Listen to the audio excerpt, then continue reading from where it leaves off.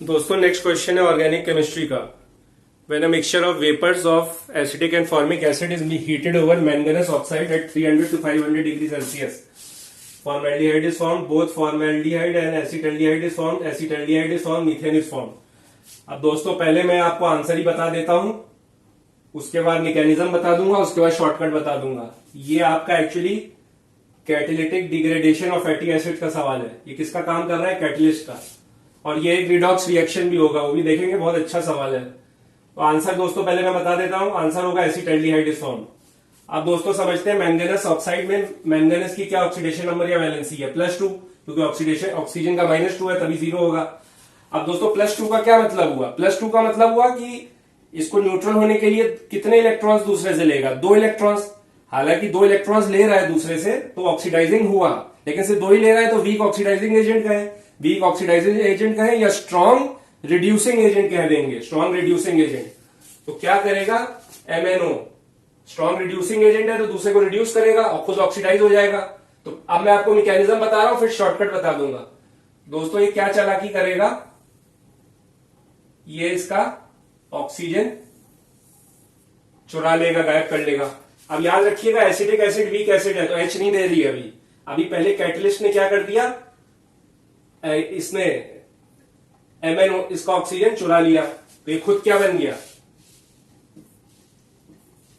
MnO2। ठीक है दोस्तों, और यहां क्या आ गया? प्लस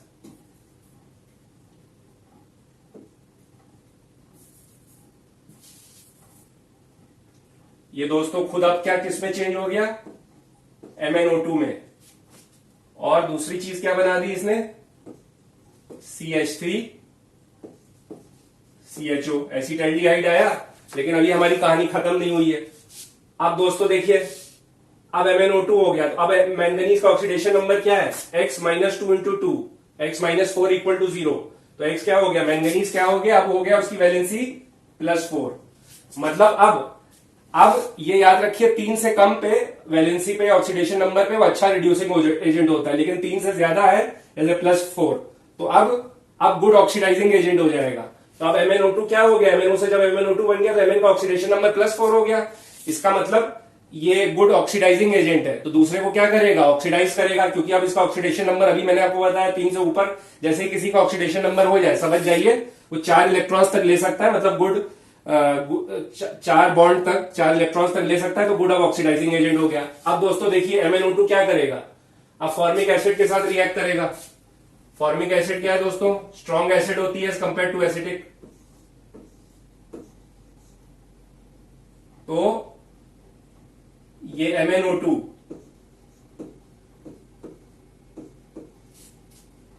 इसको ऑक्सीडाइज करेगा, अभी मैंने आपको बताया। तो ये 2 हाइड्रोजन और एक कोई ऑक्सीजन,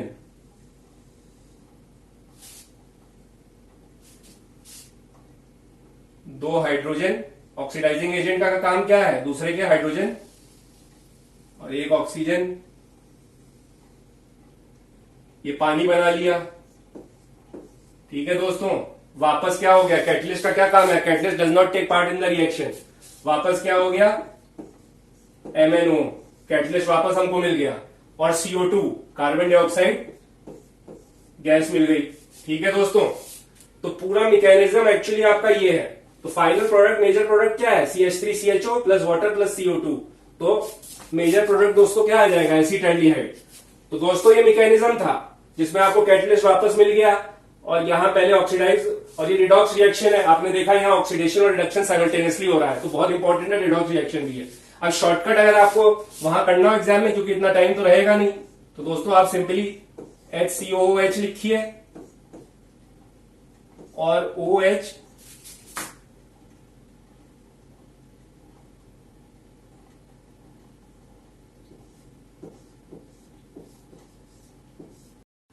हाँ दोस्तों, तो सॉरी उसमें स्क्रीन ब्लैंक हो गई थी। तो शॉर्टकट में आपको बता रहा था, शॉर्टकट दोस्तों क्या होगा? आपने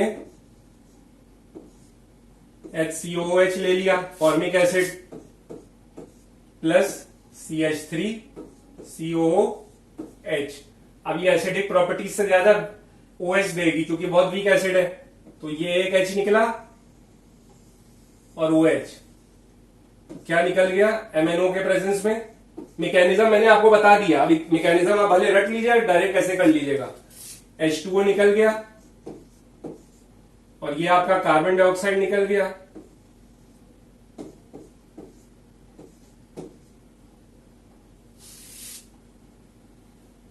ठीक है दोस्तों, और क्या बच गया CH3CHO। तो रटना है तो ऐसे रट लीजिए। एसिटाल्डिहाइड बना कि नहीं बना, लेकिन मैकेनिज्म वही था जो मैंने आपको इससे, मेजर प्रोडक्ट एसिटाल्डिहाइड है तो वही ऑप्शन हो जाएगा। दोस्तों नेक्स्ट क्वेश्चन है थर्मोडायनेमिक्स का question 78। If the steam engine operates between 400 and 300 kelvin find its efficiency. दोस्तों बहुत आसान सवाल है, कैसे करेंगे आप लोग। ईटा कार्नोट इंजन का सवाल है। ईटा इज इक्वल टू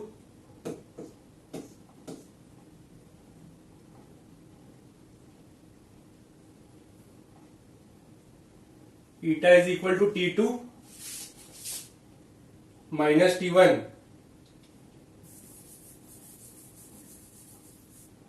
तो क्या हो जाएगा, eta efficiency is equal to T2 minus T1 upon T2। T2 higher temperature है 400। याद रखिएगा परसेंटेज एफिशिएंसी नहीं पूछ रहा है, सिर्फ एफिशिएंसी। अगर परसेंटेज एफिशिएंसी पूछता तो परसेंटेज में क्वेश्चन ऑप्शन होते। 400 माइनस 300 अपॉन, बहुत आसान सवाल है, अपॉन 400। ये दोस्तों कितना हो गया 100 अपॉन 400 या 0.1 अपॉन 4 0.25। दोस्तों ऑप्शन क्या आ जाएगा, C 0.25। बहुत आसान सवाल है, सिर्फ एफिशिएंसी पूछी है।